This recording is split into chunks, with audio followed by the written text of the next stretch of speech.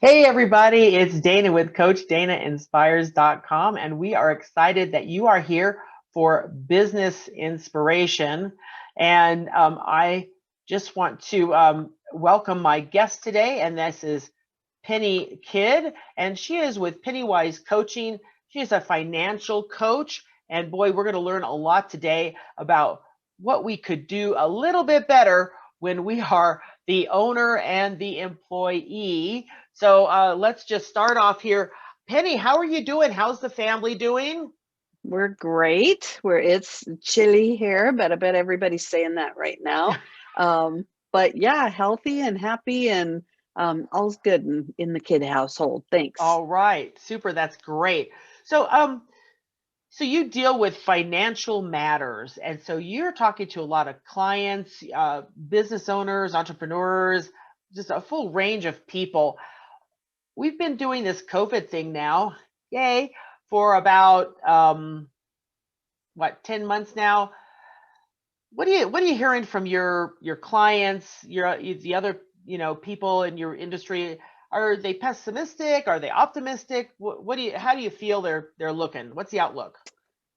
You know, I haven't heard a whole lot of negativity. I think, I sort of felt it, I guess, especially early on, where, things slowed down. People kind of had this, the what is it, fight, flight, or freeze. They were freezing, I think, for a bit and going, we can't do anything. And I feel like since the new year, things have loosened up again and people are ready to kind of take control and okay, this is our new reality. Let's, make it work and start working on us again instead of waiting for the shoe to drop. But most Right. of the people that I've been working with have weathered the storm pretty well and are,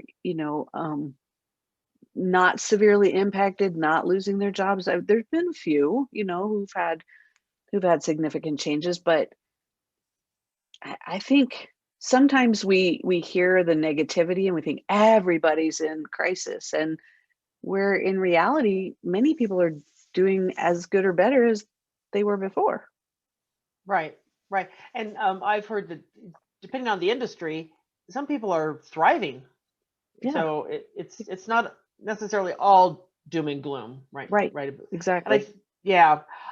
So what can we, as entrepreneurs, business owners, small business, little business, whatever size you got, what can we do right now to move forward in this?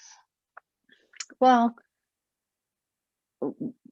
I think, just to have that positivity and using it as a this is an opportunity to grow and to learn something new and to reevaluate, I think, and to say, okay, well, where are my priorities and what is important to me?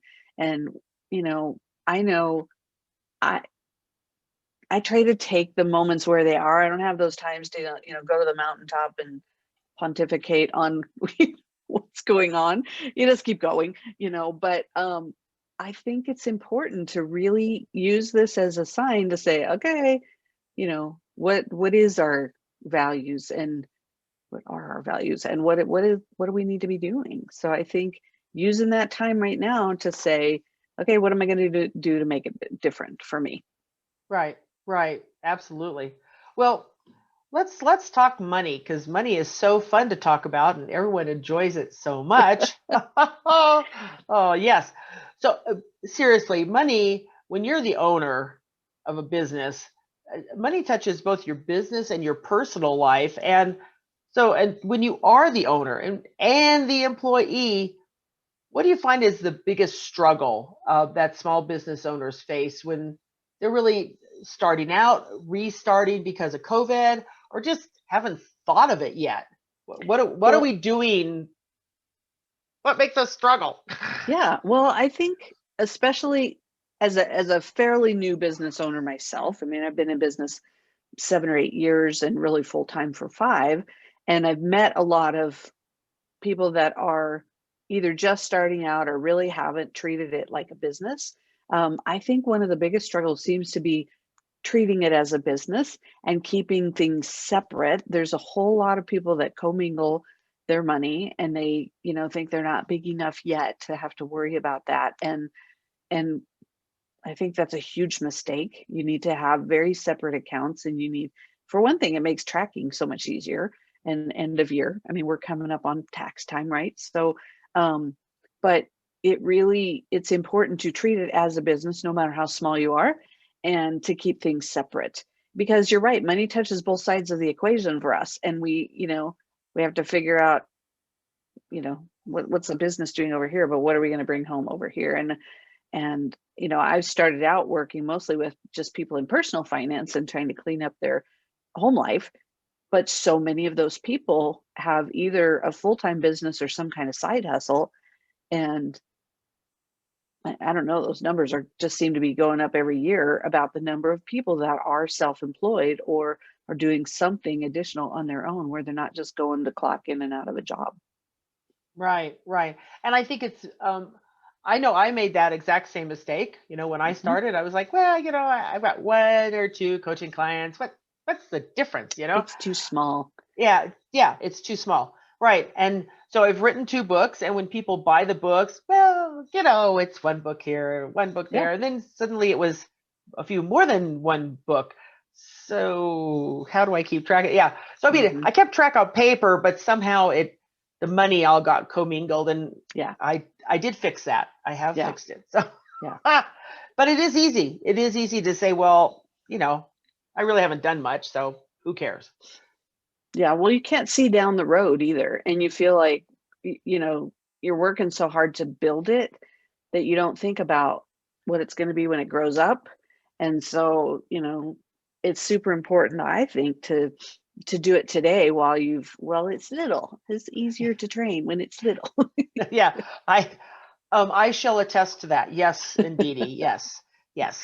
So now that I have more coaching clients and I'm selling more books, it's sort of like, whew, so glad I did that. Well, it's exponential, right? And just, I think most of us didn't go to school for business.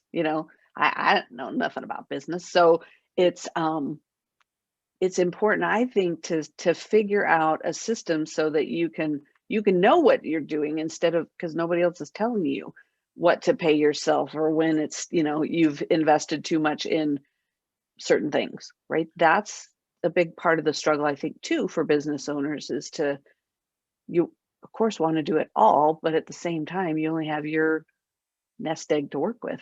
Right. So Right. So is there something that you recommend that would help business owners and entrepreneurs to create a system that will, keep track, but, mostly, to ensure profitability? What do you say to that? Yeah, there is a great book that I stumbled across. It's probably been 5 or 6 years ago, that I was at a little conference, and 2 different women in 2 different conversations, when I told them that I was doing financial coaching, said, "Oh, have you read the book Profit First?" I said, "No." And I took that as a sign that if I heard this book on the same day twice, I must be meant to read that book. So got the book. I actually have it here. The author is Mike Michalowicz. This is the older version, so it looks a little different now. He's got quite a spelling, Michalowicz. Funny book. He's got a simple system it's not real accounting-ish. It really is about percentages. So no matter how big or small you are, a percentage is the same, right? If it's 1% or 5%, it's the equal part of the pie.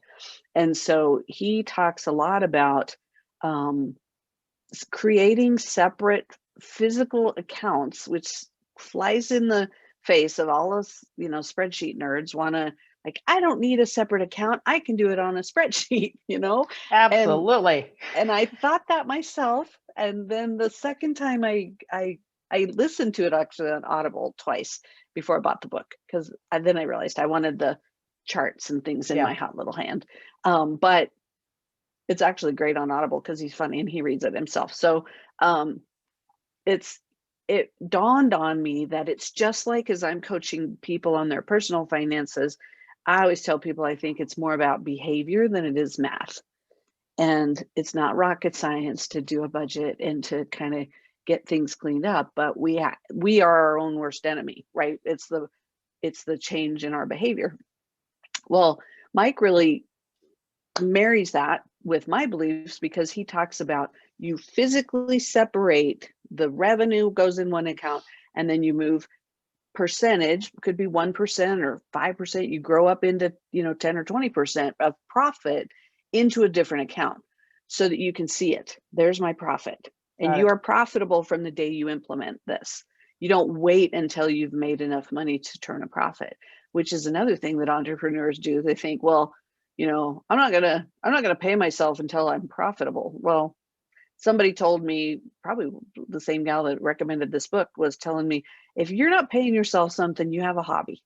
So do you have a business or a hobby? I was Mm, like, oh, so I think I started out paying myself $100 a month or biweekly or something, and I was like, that feels silly, but at least it's a paycheck and you're getting something for your time in exchange for right. what you're doing, right? And so you set up a profit account, you set aside your taxes, you in its own account, you have a salary or owner draw account, and then you have your working account for your expenses, and you're doing those based on the recommended profit percentages. I mean, that he kind of breaks down. If you're this big, you do this percentage. If you do this big, you do that. At the end of the day, you're the boss. You do whatever percentage you want.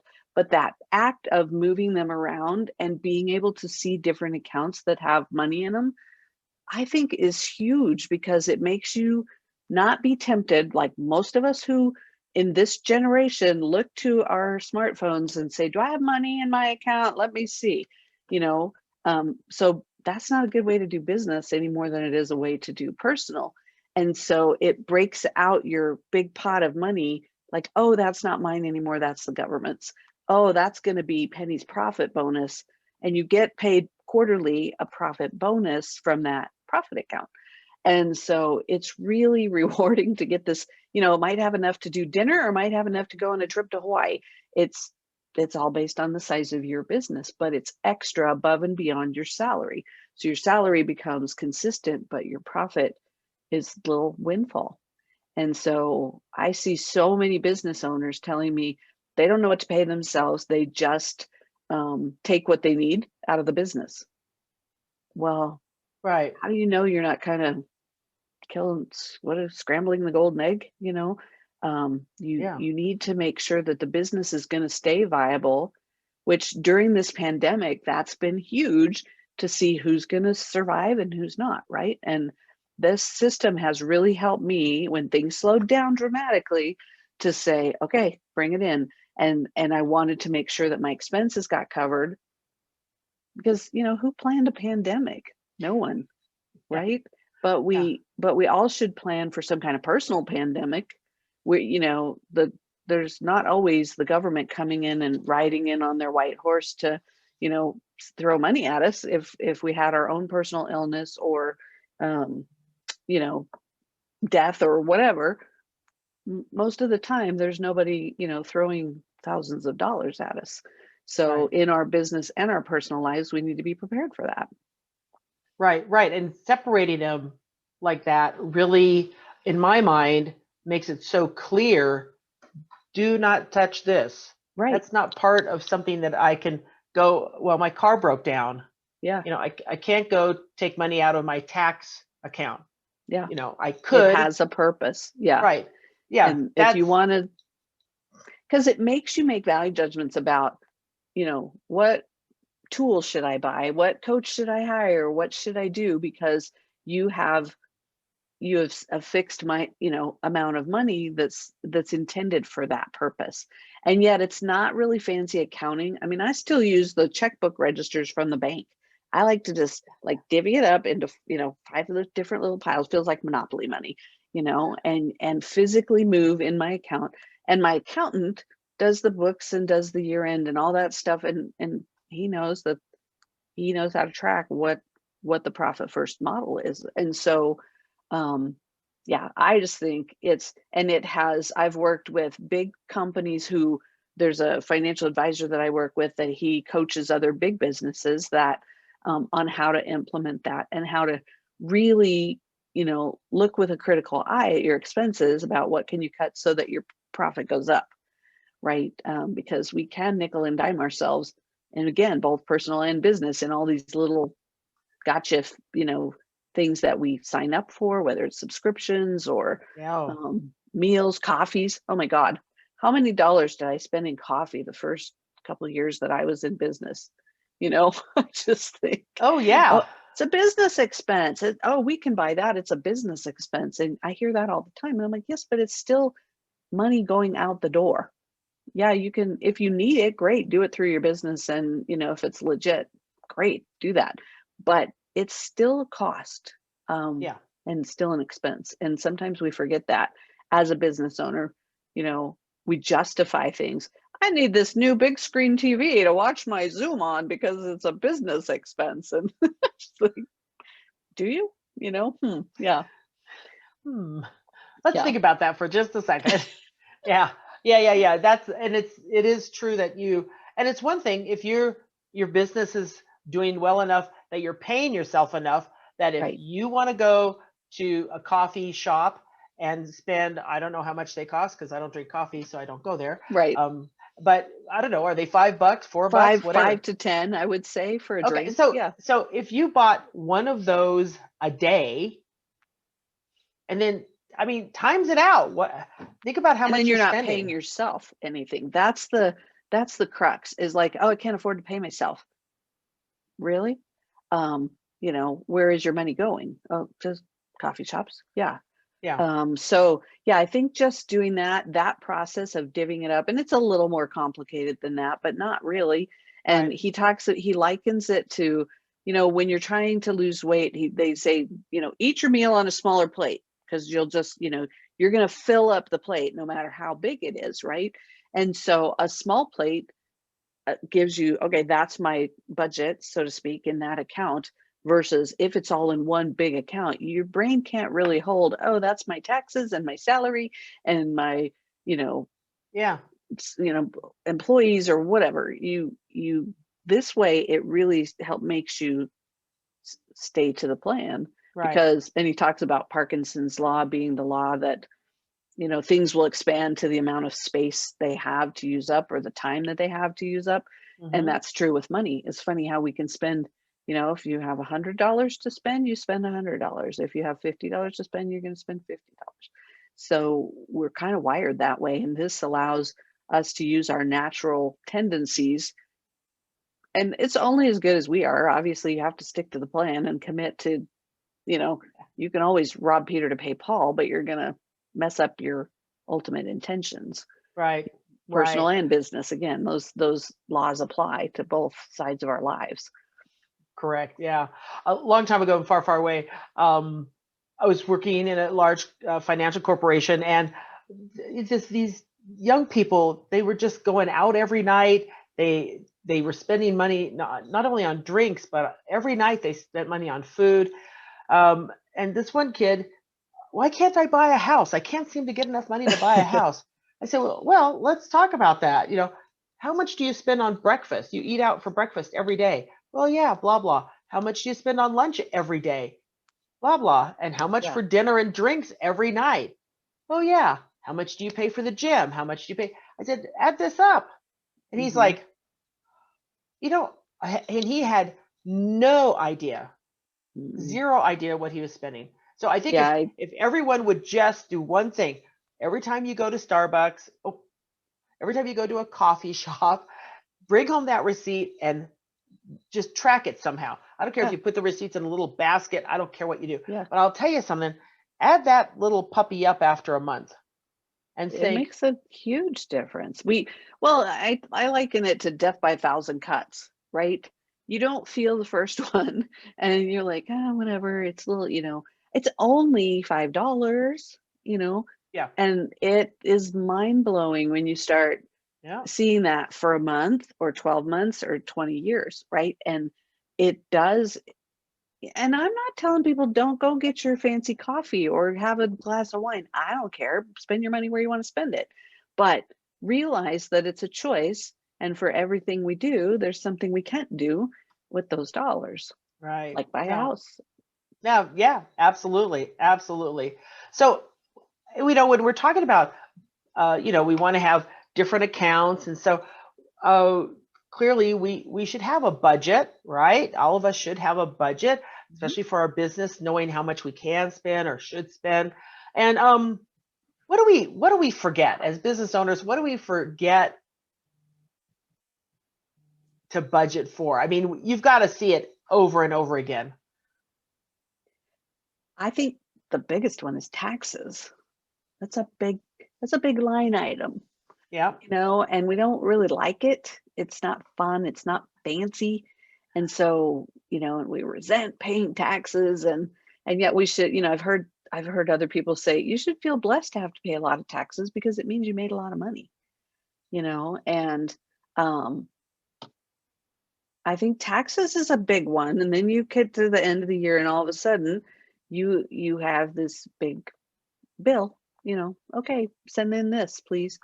And if you don't have the money, then they're going to charge you extra, penalties and fees and, yes, interest. So that's, I think, one of the biggest one. But there's irregular expenses in both personal and business that we forget to plan for, whether it's the once a year conference or the replacement of your computer, or I'm trying to think business ones that are, I don't have a ton of business expenses because I don't have a brick and mortar sure, place to, have to fund. But if you've got things that are maybe it's insurance that you pay once a year, or dues, annual, or professional membership kind of things. right. So those sneak up on both a personal budget and a business budget and be like, shoot, I totally forgot. This month is the, hundreds or thousands of dollar expense.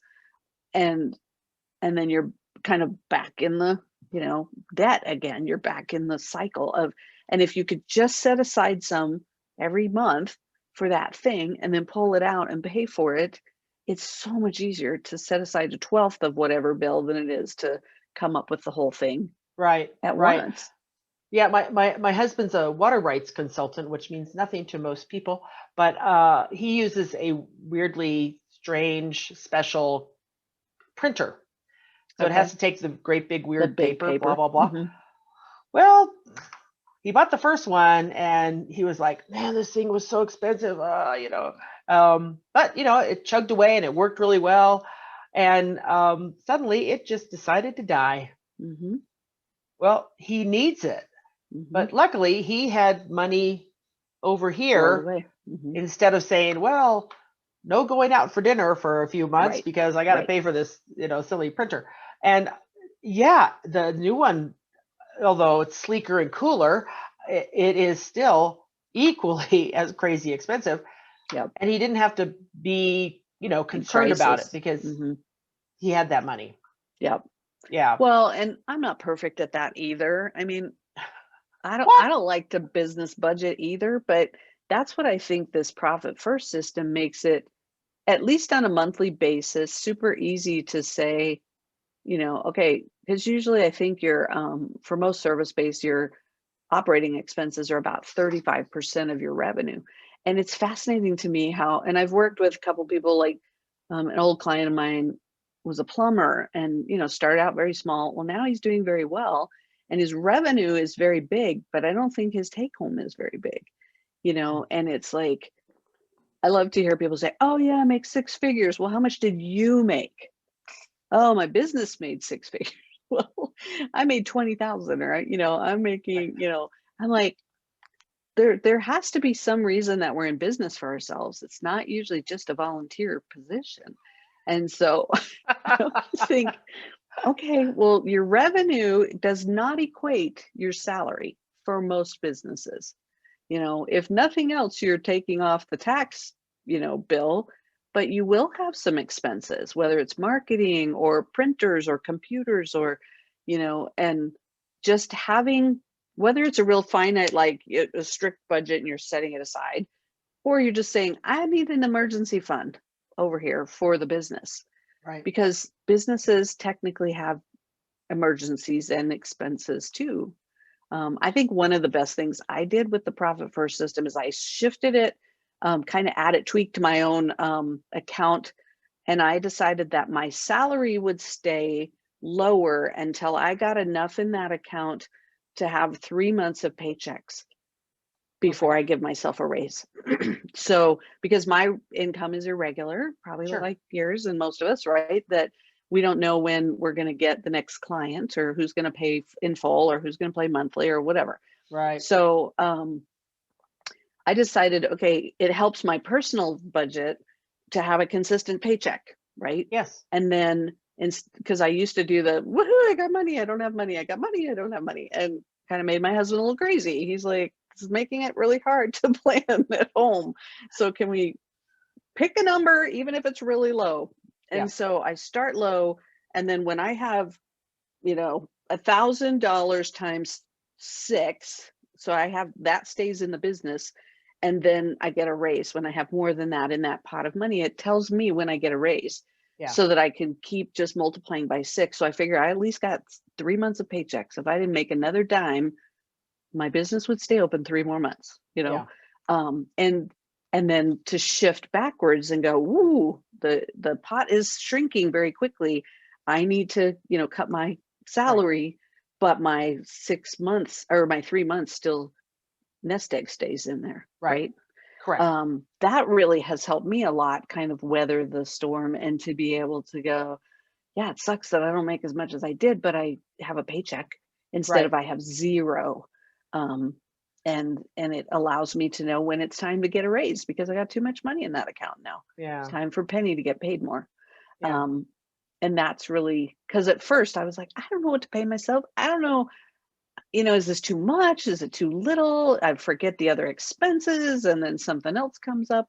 So that's been huge for me. Yeah. Great. Well, this has been great information. We are out of time. Unbelievable. I tell you, the second you start talking about money, there's so many things that no one wants to talk about, but Yeah. there's so many things we need to talk about. Yes. Really, this has been great, great information. And we could be talking for another hour and a half. I am sure could. of that. So Yep. let's share your information with the folks. If anybody wants to get a hold of Penny, it's Penny at pennywisecoaching.com, her website, pennywisecoaching.com. So if you have a question, I'll be popping that Profit First title and the author into the screen when I post this. So if you have any questions, though, be sure and give Penny an email. Reach out to her. She'll be happy to talk to you. She's very friendly, very sweet. Look, she was nice to me. She's just like an angel. It was hard. And and then down below is my information. So if I can be of service to you, you want to talk about coaching, you want how do you buy a copy of my book? Reach out. I'll let you know. Anyway, until I've had such a great time. This has been so much fun, Penny. I took notes. I got things to work on, and so I appreciate you being here. So everybody, next Tuesday, Business Inspiration at the same time. We'll be looking forward to seeing you. Bye, Penny. Bye. Thanks.